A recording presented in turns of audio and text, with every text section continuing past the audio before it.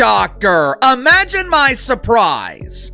Just imagine my surprise when Uncle Casey found out that the WNBA is struggling to maintain their ratings without Caitlin Clark. To make matters worse, and this is something I have definitely noticed in the last 3 or 4 weeks, especially since the All-Star game, the WNBA just hit a harsh dose of reality, and it's happening without Caitlin Clark on the court. Viewership is dropping faster than a team struggling in clutch time under pressure. One injury later, and the league's historic momentum is starting to look more like a shaky PR line than a sustainable trend. The big question now is, can the league stay afloat without its biggest headline act, even for a few weeks? What's your opinion? Are fans really tuning in when Clark isn't in the lineup? And that problem is Caitlin Clark not playing in WNBA games. Now, what all does this affect? The ratings are plummeting. Guys, there's ratings for a couple of these games that are eye-poppingly bad. We're talking about down in unrivaled territory. Here's the deal. The league had one guaranteed recipe for high TV ratings this season: Caitlin Clark facing off against Angel Reese. That was the main event, the big-ticket matchup. Indiana Fever versus Chicago Sky. No need for fancy marketing campaigns or boardroom strategies. Just two of the most talked about names in the sport sharing the court 5 times. Simple, effective, and made for prime time. Be struggling to maintain interest. Now, in fairness to the dump, the ratings I'm about to share with you guys, they're not bad. Matter of fact, some of them are actually good, at least when compared to what this dump used to draw, which was nothing. But the reason I think the WNBA is in trouble has less to do with these ratings and more to do with what I think is coming. The problem? Here's the harsh truth. When a league doesn't take care of its stars, those stars don't stick around. Caitlin Clark has been sidelined for over a month with a groin injury, the kind of soft tissue issue that demands real recovery time, not a quick patch-up and return. Angel Reese? She's been out for a week and a half. So when the WNBA's supposed headline matchup rolled around this past Saturday, neither of its marquee names took the floor. And the fallout? Brutal. The broadcast pulled the lowest numbers for a Fever Sky game since Clark entered the league. Not just below expectations, we're talking rock-bottom viewership.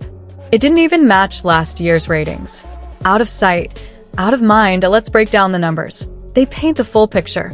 The first time these teams met this season? Massive turnout. An average of 2.7 million viewers on ABC, peaking at 3.1 million.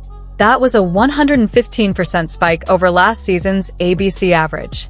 It was a perfect storm. Clark's foul trouble drama, her triple-double performance, Chicago getting blown out, and the post-game investigation. All of it created buzz. Second meeting? Still strong. A primetime slot on CBS at 8 p.m. pulled in 1.92 million viewers, one of the most watched regular season WNBA games since 2001. At the time, it ranked 8th over a 2-decade span. That's the impact of having both stars, or at least the expectation of seeing them, on the court. Then came the third matchup. Back on ABC, and the slide began.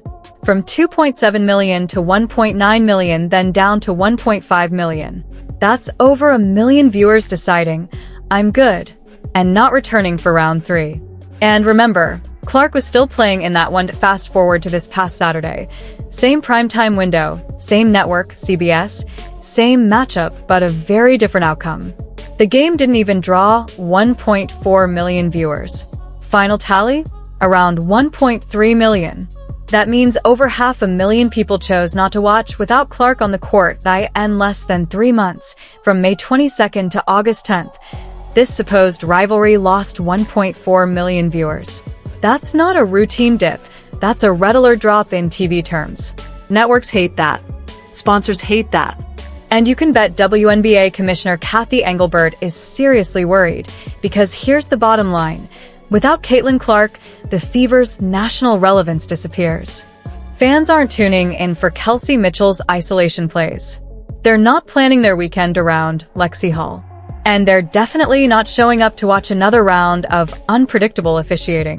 Regular season. And the craziest thing about this last groin injury with Caitlin Clark is how it's been covered. The day after she had the groin injury, she was listed as day-to-day. And then a couple weeks after that, then she was listed to being out indefinitely. Now, ESPN had August 12th as the circled return date for Caitlin Clark to get back onto the court. And just yesterday, she was listed as a game time decision for today's game against the Dallas Wings. And then after practice yesterday, Coach Stephanie White basically came out and said, like, no, Caitlin Clark hasn't even been practicing. So they changed it from a game time decision to her being out. So, what's the next move? The WNBA starts getting a little anxious. Behind the scenes, the chatter begins. Hey, Indiana, any chance you can hint at Caitlin Clark coming back soon? Just enough to spark some hope. A little tease to keep fans engaged and maybe nudge the ratings upward. It's a classic PR move when things start slipping. Keep the audience hanging on without actually giving them what they're waiting for. And I get it to a certain extent. The fans, the media does not need to know every little thing that's going on with Caitlin Clark's injuries, especially a star player like that. We will never know all the information, nor should we know all the information, and that's actually good for Caitlin. It protects her for when she does come back on the court. She can't be targeted. Teams can't use a certain injury or ailment against her if people don't really know what is going on. But the reporting of her timeline in general, there has been no rhyme or reason to what has been shared about it. To put her as a game time decision for today's game, and then Coach Stephanie White basically coming out and saying she has done no practicing with the team, that's crazy. And I brought it up in my video yesterday. But here's the problem. A groin injury like Clark's isn't something you fast track. Come back too soon, and you're flirting with the risk of it turning into a long-term issue. Throw her back in the mix when all of these teams are at peak condition, and we already know what happens when Caitlin Clark gets back out on the court. Teams play defense on her differently. They play extra physical with her. There's all of these different factors that come into play. That's why I'm sort of leaning to the point of maybe Caitlin should be out for the rest of the season. Maybe this season is just done for her. Maybe it doesn't make sense for her to come back into the mix if the Fever aren't contenders. Are the Fever contenders at this point? I'm just not so sure. Do you risk another injury that can again compound and turn into something else down the line? You'd think a league so reliant on Caitlin Clark to drive its TV presence would have done more to protect her from the jump. But nope. This is what happens when you let players constantly target your biggest star, offer inconsistent officiating, and treat her like a walk-on at a pickup run. And if you believe this only impacts Fever games, think again. Just look at the ratings when Clark's not in the lineup. Sun vs. Storm pulled just 180,000 viewers. Dream vs. Mercury? Only 160,000.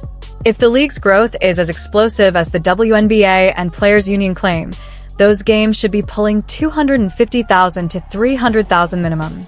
But without Clark, they're struggling to even crack 200K. That's what Clark has become, a one-woman rating stimulus for the entire league.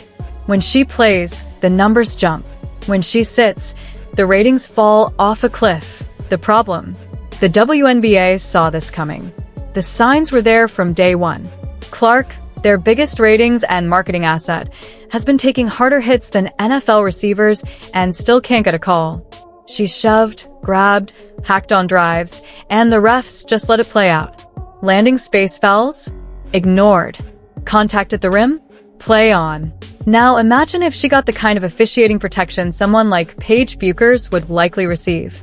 Odds are, she'd still be playing. The Fever might even be sitting in the top 3, and we wouldn't be watching viewership nosedive in August. Instead, we're here, and the bubble may be deflating. League owners are seeing the data. The decline is so stark you don't need an analytics degree to notice it. From 3.1 million viewers at peak to 1.3 million now, and with NBA TV games barely scraping 200K, the trend is obvious. Without Clark, everything drops off. And this isn't just about the short term. Every week Clark is out, casual fans move on. They find other things to watch. Once people break the habit of tuning in, it's tough to win them back, especially when the league's marketing strategy boils down to Clark and the rest. And let's be real, the rest isn't pulling in viewers. Most casual fans couldn't name another player even if you gave them the first and last name. That's a serious problem because TV networks don't deal in just wait until our star returns. CBS, ESPN, ABC, they pay for consistent audience numbers, not boom and bust cycles depending on one player's health. If ratings fall off the moment Clark isn't playing, execs start second-guessing how many games they'll commit to next season. No network is shelling out for a product that can't survive one star's absence. That's not a stable investment, and it definitely weakens the league's position in upcoming broadcast negotiations. Everyone sees it. The execs, the owners, the league office. But instead of addressing the root issue, making sure Clark is protected so she can stay on the floor, they're out here floating vague injury updates to try and squeeze a few more viewers from uncertain fan hope. Let's be real. We've all seen this tactic before. Game time decision usually means, yeah, they're not playing, but maybe you'll watch or buy a ticket just in case. It might work once, maybe twice. But fans catch on. They stop believing you. And nothing tanks ratings faster than fans thinking you're playing games just to keep them watching.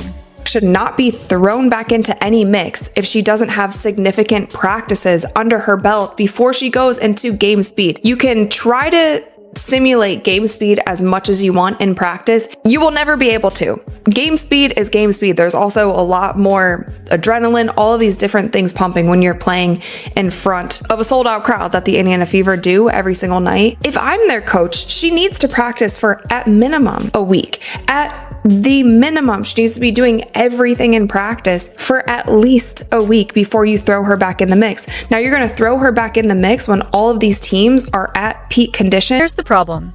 The WNBA has made Caitlin Clark the centerpiece of nearly everything this season, from highlight reels to ad campaigns, primetime slots, and merch drops.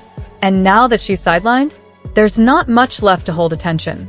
What we're seeing is a league filled with teams pulling smaller audiences than some high school boys' championship games. That's not hyperbole. Some of those streams crack 250,000 viewers locally. And then there's the favorite phrase getting tossed around all year: growth. We've heard it nonstop. Best season ever, record-breaking ratings, historic merchandise sales. But here's the reality. Take Clark out of the mix, and the growth deflates faster than a birthday balloon left in the sun. You can't call it league-wide growth if it hinges on one player. That's like saying the NBA got big in the 90s because of a league. No, it was Jordan. There's a difference. Here's what nobody at the league office wants to address: the long-term consequences. If Clark misses another couple of weeks, that's more national games under-delivering. More casual fans checking out, picking up other habits, and not necessarily coming back. Sure, some will return once she's back in uniform, but a chunk of that audience? They're gone. And when the playoffs hit, if Clark's return doesn't immediately send viewership back to May numbers, what's the excuse then? The league can't say, just give it time. That doesn't work. If the season was built around her, then her comeback should be a ratings jackpot. If it's not, that's a red flag. A sign that the WNBA's momentum might not be as solid as they've claimed. Let's also talk about what helped get us here. The constant contact, the lack of whistles, and the let them play mentality that's turned into let them target her. This groin injury didn't come out of nowhere. You don't end up missing weeks from a light bump. You get there from repeated hits, hard fouls, and being treated like a nobody by the officials.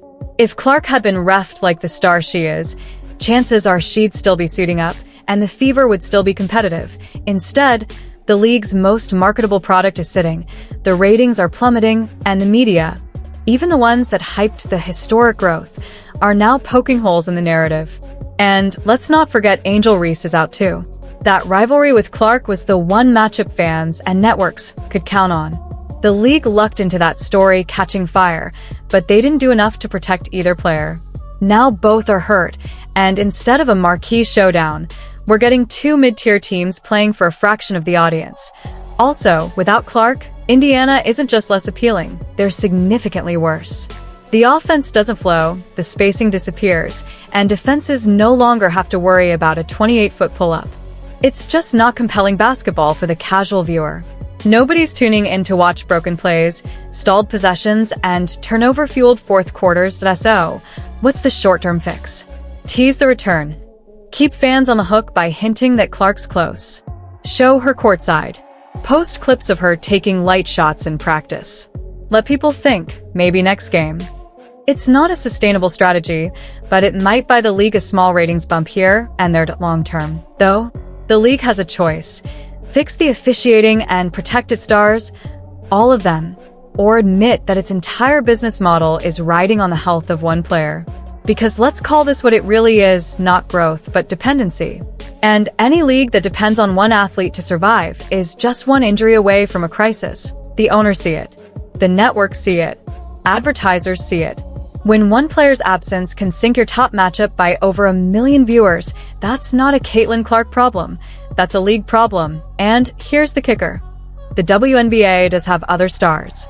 Talented, marketable players who could attract more fans if the league actually put resources behind promoting them. But they don't. And because of that, there's no plan B. No second tier of stars to carry the load when Clark's out. Right now, it's Clark or bust. And with her sidelined, it's looking a lot like bust.1 injury has pulled back the curtain and exposed the cracks in the WNBA's foundation. If they don't solve the dependency issue, if they don't start treating the league as a whole instead of a one-woman show, networks and fans will move on. Fast. So what do you think? Can the WNBA survive without Clark at the center of everything? Or are we watching the start of something much more serious? Drop your thoughts below, hit like, and don't forget to subscribe.